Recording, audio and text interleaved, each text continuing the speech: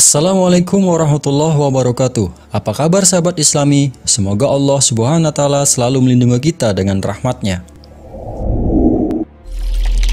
Tapi sebelum menyaksikan tayangan ini, bagi sahabat Islami yang belum subscribe dulu ya, like, share, dan nyalakan tombol loncengnya supaya sahabat Islami dapat notifikasi video terbaru dari Islami Nusantara.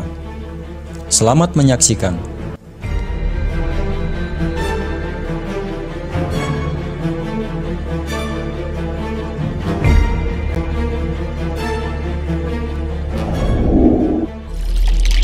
Tanda kemunculan Ya'juj dan Ma'juj, kaum perusak bumi.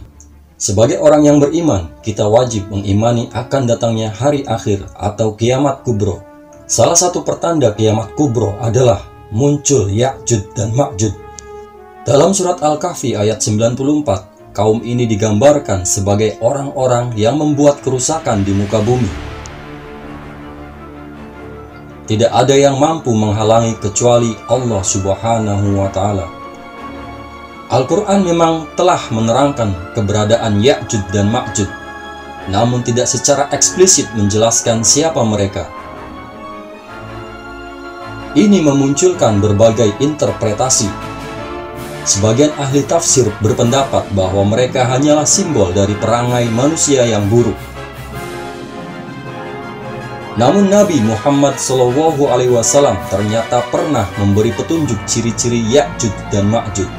Al-Imam Ahmad rahimahullah meriwayatkan dari Ibnu Harmalah bahwa Rasulullah SAW bersabda, "Sesungguhnya kalian berkata tidak ada musuh, sementara kalian senantiasa memerangi musuh, hingga datang Ya'juj dan Ma'juj, bermuka lebar, bermata sipit, berambut pirang. Mereka datang dari setiap arah. Wajah-wajah mereka seperti tameng yang dilapisi kulit." Hadis riwayat Ahmad. Dalam tafsir Al-Maraghi, beliau menafsirkan Ya'juj sebagai bangsa Tartar dan Ma'juj sebagai bangsa Mongol. Mereka berasal dari satu bapak, yakni Tur, dan merupakan anak keturunan Nabi Adam alaihissalam. Terlepas dari ragam pendapat yang ada, kemunculan Ya'juj dan Ma'juj adalah sebuah kepastian karena Al-Quran telah menerangkannya dan kita wajib untuk mengimaninya. Berikut ini adalah penjelasannya dalam Al-Quran dan hadis. Dalam surat Al-Kahfi ayat 93-94 dikisahkan pada suatu hari Raja Dzulkarnain bertemu dengan suatu kaum yang meminta pertolongan kepadanya. Hingga ketika dia sampai di antara dua gunung, didapatinya di belakang kedua gunung itu suatu kaum yang hampir tidak memahami pembicaraan. Mereka berkata, "Wahai Dzulkarnain, sungguh Ya'juj dan Ma'juj itu makhluk yang berbuat kerusakan di bumi. Maka bolehkah kami membayarmu imbalan agar engkau membuatkan dinding penghalang antara kami dan mereka?" Tanpa mengharap upeti, Raja Dzulkarnain yang bijaksana menyanggupi permintaan tersebut dan membangun tembok pembatas. Kemudian dalam surat Al-Anbiya ayat 96 dijelaskan bahwa ketika tembok penghalang dibuka, maka Ya'juj dan Ma'juj akan segera keluar dengan cepat. Hingga apabila tembok Ya'juj dan Ma'juj dibukakan dan mereka turun dengan cepat dari seluruh tempat yang tinggi. Pada suatu kesempatan, Rasulullah SAW bersabda bahwa dinding pembatas telah terbuka secara perlahan.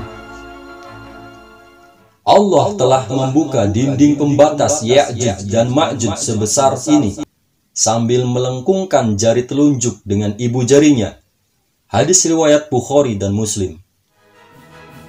Dan ketika telah terbebas, mereka akan merusak semua yang dilaluinya sehingga membuat hidup manusia sengsara. Ya'juj dan Ma'juj kemudian sampai ke telaga Tiberia dan meminum air telaga hingga mengering. Kemudian Allah mengeluarkan Ya'juj dan Ma'juj.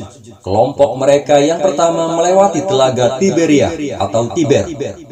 Kemudian mereka meminum airnya hingga habis.